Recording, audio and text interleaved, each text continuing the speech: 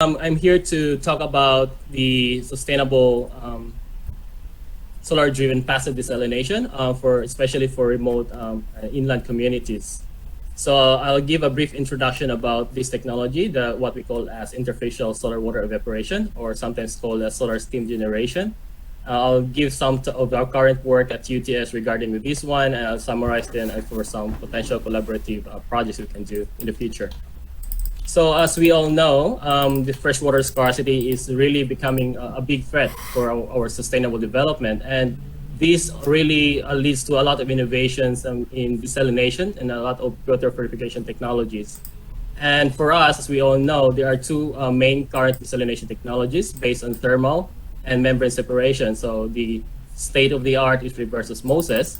However, if we can see the processes for reverse osmosis now is mainly centralized, so they are quite large plants, although you can make some modular units, but in most cases, they are quite centralized and large in terms of operation, and they require a lot of energy. Mainly, require a lot of electricity, and this electricity is based on fossil fuel-driven electricity. And they're quite expensive just because of the energy use of these such units. And likewise, they have a lot of active components, especially like pumps and all. So these make it more complicated in terms of operation, if we are talking about operation in inland and remote communities. So for remote and off-grid communities, they are quite resource limited. And there are many regions in the world that don't have any access to electricity. They lack power generation infrastructure. Most likely cases, they need some small desalination plants or water purification systems. Because they are limited in their resources as well, of course, they wanted to have low cost, as much as possible, cheap, affordable systems, simple in operation, and having a low maintenance for this one. And ideally for this case, a self-operating or a passive system for drinking potable purification purposes of passive systems is very ideal for such cases. And one of the oldest technology for this is based on thermal desalination. In fact, we call this a solar steel, and I think everybody has an idea what solar steel is. So a solar steel mainly uses the power of the sun, the solar radiation, as you can see from this basic schematic here. This is a very simple design. It can be used for potable water production, but in many cases, it needs large area insulation in order to produce more water production. So in this case, as you can see, there's a solar radiation, and in many cases in remote and off-grid communities, there's a lot of abundant sunlight. So we can utilize this renewable energy source. It is free, it is abundant, it's renewable as well. So what happens here is we have a saline water that is being kept at a basin. So this is saline water at the bottom here, and this is kept within our insulation, so as to reduce any heat losses. And then the solar is radiating towards the water to evaporate the water. And once the water is evaporated, the glass cover over here will condense. It will act as a condenser. So it will condense back the water into fresh water, as a pure water, and then it's collected for drinking purposes or other purposes. And this kind of system is very beneficial for some small communities or even for household use. But what we can see from this system is the efficiency is quite low. The efficiency for this is less than 45% in terms of the solar to vapor conversion efficiency. As you can see from this system, in most cases, we put a black material at the bottom of the saline water. This is to absorb the solar lights and heat up the water and induce evaporation. However, if you look at the design, the system itself needs bulk heating. So in order for the water to be heated, it has to go through the thickness of the water or the volume of the water, and it has to heat up the bottom part, the black part here, and then it will induce evaporation. So in this case, the volume, the thickness of the water will also diffuse a lot of heat. And there's a lot of heat losses in that one. That's why efficiency is not so high. It's more or less around 35% in its usual case. So what we can do at this stage is actually to improve the performance and efficiency of such solar steel. So this is the evolution of design of such technology. So at first, we put the solar absorber at the bottom of the water body. Then another design is to improve the efficiency is why not this you have to disperse nanoparticles, what we call as photothermal nanoparticles. So these nanoparticles can absorb light and convert into heat and disperse it into the body of the water. This one has improved efficiency to more than 50%. However, we can see also some problems in this one. We need to disperse the right amount of nanoparticles in the water. And it also makes it more complicated because you have more nanoparticles floating in the water already. And still, at this point, it's still a volumetric process in terms of heating. So there's still a lot of dissipation of heat and a lot of heat losses. So that's why the efficiency is not really, really high at this point. Now comes the recent one that has really driven a lot of attention to this technology. This is what we call as a solar-driven interfacial solar water evaporation. If you look at the previous one, we put the black absorber or a photothermal material at the bottom. In this case, why not put it on the top while floating on the water? So this solves the problem of low efficiency. Why? Because in this case, the solar absorber absorbs the sunlight, converts into heat, and heats up only the thin layer of water at the interface of the absorber and the water. So in this case, it's only heating a very small or very thin area. And this will dissipate a lot of, induce a lot of solar evaporation. It means it increases the solar evaporation rate. So thereby, if more evaporation, then there will be condensation here and more water production compared to these two cases here. However, there's also a lot of challenges being faced by this process. So in ideal case, in order for us to really make use or to increase the solar evaporation, we need to make sure that heat losses are not that high. So we have to confine the temperature or the heat at the solar absorber. Okay, so in this case, instead of just floating directly the solar absorber on the water, which will induce a lot of conduction heat losses, then we need to put some thermal insulation. So this thermal insulation will also reduce the conduction heat loss to the water. So this is the water body here. There's a thermal insulator, and this is the solar absorber of photothermal material. However, we need to make sure that the insulator will be able to wick or have a water pathway. So to continuously supply water to the absorber. Otherwise, if there's no supply to the absorber, no water supply to the absorber, then it will become dry. And basically the system will just stop because there's no more water to evaporate. So there's needed to be a good supply of that.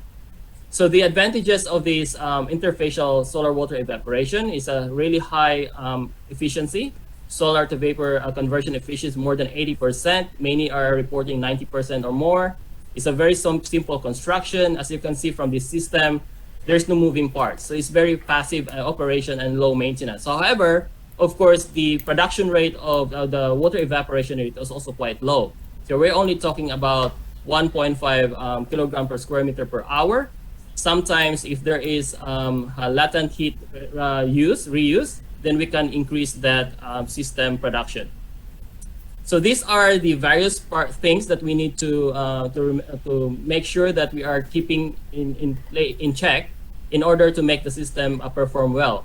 So this is a heat and mass transport contribution. So the evaporation rate is the one that we want to increase. So we have to increase the evaporation here. However, the other things here, the heat losses, must be decreased as much as possible. So we have a solar input from the sun. It's usually one sun at 1,000 watts per square meter. And then we need to reduce the reflection heat loss. So this can be done by making a porous material instead of a shiny material. Radiation heat loss as well should be lowered. Convection heat loss must also be lowered by maybe putting some cover on top rather than exposing the whole system into air. And then the conduction heat loss must be lowered as much as possible by putting some thermal insulation. So three things: heat confinement in the evaporator. So we need to make sure that most of the sunlight are actually converted into heat. So this can be done by making some new photothermal material that can absorb light throughout the whole solar spectrum. Then we can decrease heat losses by thermal management. That means by redesigning the whole absorber system. And then capillary action or water supply pathway. We need to make sure that there's a constant supply of water on top onto the absorber so that it can continuously evaporate the water. So these three things are very important. Key areas for now, they are development of photothermal materials. Many people are working on carbon, semiconductor materials, plasmonic materials, even some biomass materials in order to develop some photothermal materials. And usually this is colored black because black can really absorb solar light. There's thermal management. So thermal management can be done in through 3D super water supply, 2D water supply, or 1D water supply. So you can see from here, the solar absorber can be floated on top of the water directly, but some other designs are separating the solar absorber from the water. So this is the water here, this is the solar absorber, and there is a wicking pathway for the water to continuously flow towards the solar absorber. So they are separating to reduce the conduction heat loss. And this is a very, very interesting process here, the latent heat recycling. This is putting some multi-stage process for the solar water evaporation. This increases the overall performance in terms of efficiency as well as the water evaporation rate because you are recycling the heat losses. So you can just recycle to make more evaporation and increase your water production rate. So these are some of the outdoor experiments done by many groups by floating on the water and some different various designs on top of a rooftop to test on the water evaporation absorber. So for our work, just to give you a few of the work, at this point we focus more on developing some new photothermal materials to increase more of the efficiency in terms of solar absorption and water evaporation rate. So this is a simple setup that we have. We have a solar simulator. We have a digital scale connected to a data acquisition system. Then we have the solar absorber or the solar water evaporation devices here. We have the beaker with water, and then we have the photothermal material floating on the water with some substrate floater or some thermal insulator. And then we check the increase in temperature by using an infrared camera, using some wire thermocouples inside the system. And then we measure the change in the weight of the water through time. So the change in weight is equivalent to the area of the surface area of the solar absorber. We can get the flux or the water evaporation rate at various times. So one of our recent work was more on developing a 3D microflower solar absorber. So in this case, our hypothesis was to develop more like a 3D structure that has some nanosheets here that could possibly strap the light and make some reflection within the solar absorber. So it means that the light is reflected within these nanoparticles and can increase the efficiency. And yes, we found out that we have achieved a good amount of solar water evaporation. So as you can see here, for some minutes, the temperature of this absorber increased very, very high from 20 degrees into around more than 50 degrees Celsius, just because they're absorbing a lot of light and transforming into heat. And this translates to a good water evaporation rate. So we have achieved around 1.42 kilograms per square meter per hour. Of course, compared to a membrane separation system, this is very, very low. But if you are only looking at a household level or a community-based potable water reuse with no electricity, then this would be quite interesting as well for a long term.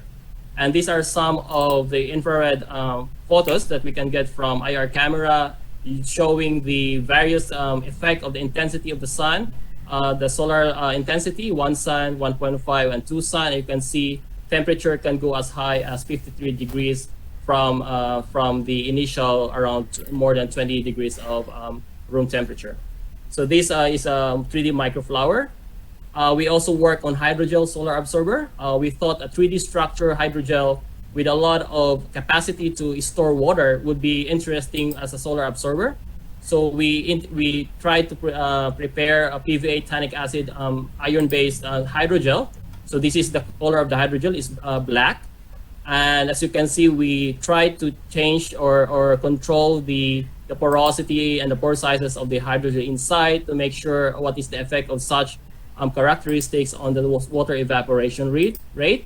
And indeed, compared to our earlier work, we achieved 2.35 LMH or kilogram per square meter per hour of solar water evaporation rate at this stage. So this is very interesting. It's quite high.